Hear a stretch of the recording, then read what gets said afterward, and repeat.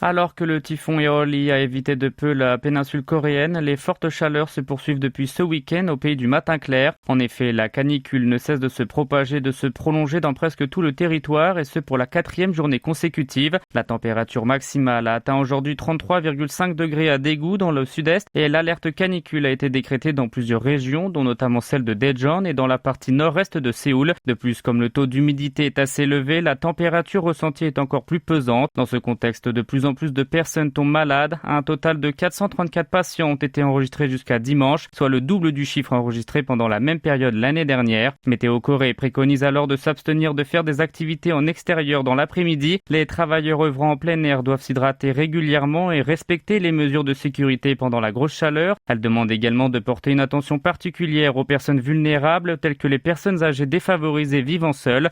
Les averses accompagnées de vents forts et de tonnerre qui ont débuté dans l'après-midi sur la grande majorité du territoire, dont la région métropolitaine, devrait se calmer en fin de soirée. En raison du vent chaud et humide venant du sud-est, il pleuvra jusqu'à demain matin sur le littoral sud. Par ailleurs, même si le typhon Eoli se dirige actuellement vers le Japon et ne devrait pas frapper directement la Corée du Sud, les autorités compétentes demandent un degré de vigilance élevé.